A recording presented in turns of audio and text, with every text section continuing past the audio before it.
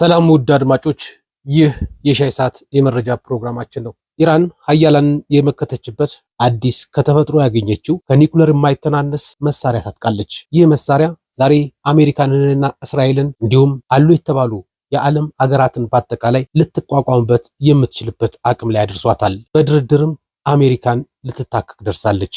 ይህ የሆነበት ምክንያት ምንድን ነው? ኢራን የሆርሙዝ ወሽመጥን እንዴት ለተከፈተባት ጦርነት ያጸፋ መሳሪያ አድርጋ ተጠቀመችበት? በኢራን በዩናይትድ ስቴትስ እና በእስራኤል መካከል ለ40 ቀናት የዘለቀው ጦርነት አስገራሚ ጉዳይ ይዞ ብቅ ብሏል። እጅግ ውጤታማና አደገኛ የኢራን መሳሪያ የኒኩለር አቅሟ ሳይሆን የሆርሙዝ ወሽመጥ መሆኑን ፍንትው አድርጎ አሳይቶናል። ጦርነቱ ሲጀመር ኢራን ውስጥ ከባድ የቦምብ ጥቃት በመፈጸም የአገዛዝ ለውጥ እንዲመጣ የማድረግ ሙከራ እንደነበር ይታሰባል። ኢራን በአሜሪካ የባህረ ሰላጤ ሀገራት አጋሮች ላይ ሚሳኤሎችንና ድሮኖችን በማስወንጨፍ ምላሽ ሰጥታለች። ጦርነቱ እየተባባሰ ሲሄድ ግን ትኩረቷን በጠባቡ የውሃ መስመር በኩል በማድረግ የፋርስ ባህረ ሰላጤን ከዓለም አቀፍ ገበያ ጋር የሚያገናኘውን ወሽመጥ ወደ ማስተጓጎሉ አዙራለች። እርምጃው በፍጥነት ነበር በዩናይትድ ስቴትስ እና በባህረ ሰላጤው በኩል የነዳጅና የጋዝ ግብይት በሚፈጽሙት አጋሮቿ ላይ ከፍተኛ ጫና የፈጠረው። በእስላማዊ አብዮት ዘብ IRCG ውስጥ ያሉ ባለስልጣናት ይህንን የመርከብ መስመር መቆጣጠር ከተቻለ ከወታደራዊ ግብግብ የበለጠ ስትራቴጂካዊ ጥቅም ሊያስገኝ እንደሚችል ተገንዝበዋል። ኢራን ዓለም አቀፍ የኃይል አቅርቦትን በማስተጓጎል ዋሽንግተን አቅጣጫዋን እንደገና እንድታጤን አስገድዳታለች። በመጨረሻም መስመሩ እንደገና ለመክፈት እናም የተኩስ ማቆም ድርድር ቅድመ ሁኔታ አድርጋ አስቀምጠዋለች። ኢራን ጥቃት ከደረሰባት ወሽመጡን እንደምትዘጋ በተደጋጋሚ ብትዝትም ከዚህ በፊት በዚህ መልኩ ሙሉ ለሙሉ ዘግታ አታውቅም።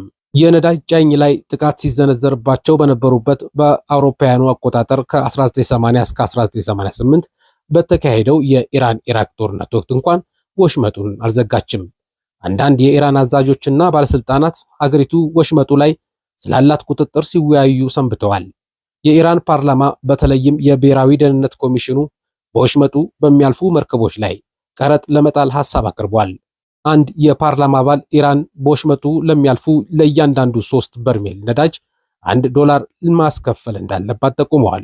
የኢራን መንግስት መገናኛ ብዙሃን የተኩስ አቁም ስምምነቱን ተከትሎ የድል ምስል አሰራጭተዋል። ይህ ምስል የምትመለከቱት የአላህ ድል ሲመጣና ድል ሲደረግ የሚል ርዕስ ያለውና የኢራን የቀድሞ ጠቅላይ መሪ የሚያሳይ ቪዲዮ በኩዌት በሚገኘው የኢራን ኤምባሲ ተለጥፏል። ይህ ቪዲዮ አገሪቱ የውጭ ጫናን በተሳካ ሁኔታ ተቋቁማለች የሚለውንና በኢራን በስፋት የሚሰራጨውን አስተሳሰብ ያንጸባርቃል።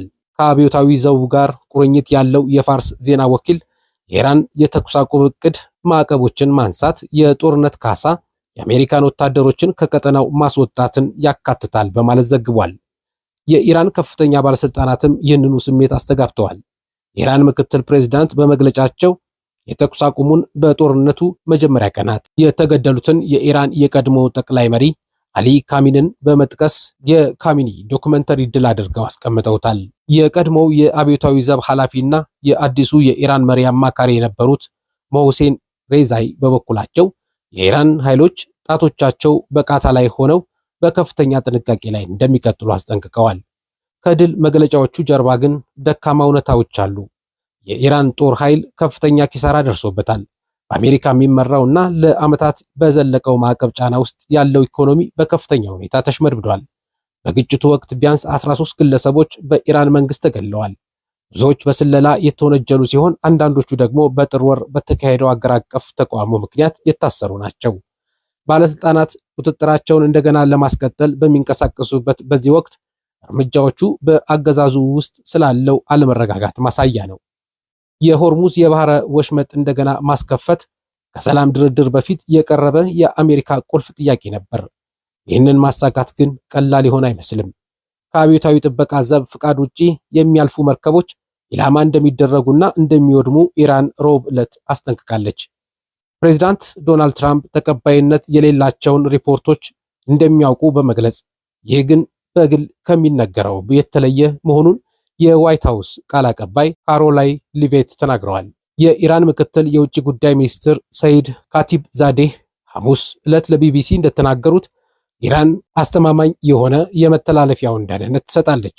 ይህም ከኢራን ጋር ጦርነት እስከሚጀመር ድረስ ለ1000 ዓመታት ክፍት እንደሆነው አይነት መሆኑን ተናግረዋል። እስራኤል በሊባኖስ ላይ የምትፈጽመውን ጥቃት በመጥቀስ ሆርሙዝ እንደገና የሚከፈተው ግን ዩናይትድ ስቴትስ ይህንን ጥቃት ካቆመች በኋላ ብቻ እንደሆነ ተናግረዋል። ካቲብዛዴህ አክለውም ኢራን ዓለም አቀፍ ደንቦችና ሕጎችን እንደምታከብር ገልጸው የባህር ወሽመጡ የዓለም አቀፍ የውሃ አካል እንደሆነ እናም ደህንነቱ የተጠበቀ መተላለፊያ የሚሆነው በኢራንና በኦማን በጎ ፍቃድ ላይ ተመስርቶ መሆኑን ተናግረዋል። የባህር ወሽመጠው የሚተዳደረው በዓለም አቀፍ የባህር ሕግና በተባበሩት መንግስታት የባህር ሕግ ስምምነት ሲሆን ይህም ለሲቪል አገልግሎት ደህንነቱ የተጠበቀ መተላለፊያ እንዲሆን ለማረጋገጥ የሚያግዝ ነው።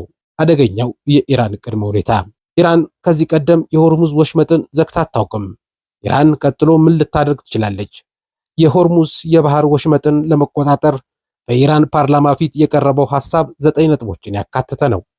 ከዋና ዋናዎቹ ሐሳቦች አንዱ የጠላት መርከቦች እንዲያልፉ አይፈቀድላቸውም ይላል። በሌላ በኩል ደግሞ ኢራን የመተላለፊያ አገልግሎቶችን ታቀርባለች። ለዚህም ኩባንያዎች በኢራን ገንዘብ እንዲከፍሉና የኢራን የባንክ ሂሳብ እንዲኖራቸው ያስገድዳል። መርከቦቹም ጭነታቸውን ማሳወቅ ይጠበቅባቸዋል። ይህ በጣም ውስብስብ የሆኑ ሐሳቦችና ነጥቦችን የያዘው የኢራን ሆርሙዝ ላይ ተግባራዊ ልታደርገው ያዘጋጀችው አዲሱ እቅድ እስካሁን ድምፅ አልሰጠችበትም። ኢራን በሆርሙዝ ወሽመጥ ውስጥ የሚያልፉ መርከቦች ላይ ክፍያ ከጣለች ዩናይትድ ስቴትስ እና የአካባቢው አጋሮቿ እንዲህ አይነቱን እርምጃ ይቀበሉታል ወይ የሚለው ጥያቄ ያስነሳል። በቅርቡ በተሰጡ ምላሾች መሰረት ሐሳቡ ጠንካራ ተቃውሞ እንደገጠመው ያሳያል። የመርከብ እንቅስቃሴ ነፃነት ለአሜሪካና ለአጋሮቿ ዋና መርህ ሲሆን ማንኛውም የክፍያ ስርዓት አደገኛ ተሞክሮ ሊሆን እንደሚችል ይታሰባል። ኢራን ስኬታማ ከሆነች በዓለም ላይ ካሉት እጅግ ወሳኝ የባህር መስመሮች መካከል አንዱን የመቆጣጠር አቅሟን በማሳየት ጉልህ የሆነ ስትራቴጂካዊ እና ተምሳሌታዊ ድል ትቀናጃለች። እንዲህ አይነቱ እርምጃ የአሜሪካን አጋሮችን የኔቶ አባላትንና የቀጠናውን ኃይሎች በጋራ በኢራን ላይ እንዲነሱ ሊያደርጋቸው የሚችልበት አደጋ አለው። ይህም ወደ ተቀናጀ ዲፕሎማሲያዊና ኢኮኖሚያዊ ወይም ወታደራዊ አማራጮች ሊወስዷቸው ይችላል የሚል ስጋት ፈጥሯል። ለአሁን ያስኩላችሁ መረጃዎች እነዚህ ነበሩ። በሌሎች መረጃዎች እስከምንገናኝ ጤና ይስጥልኝ።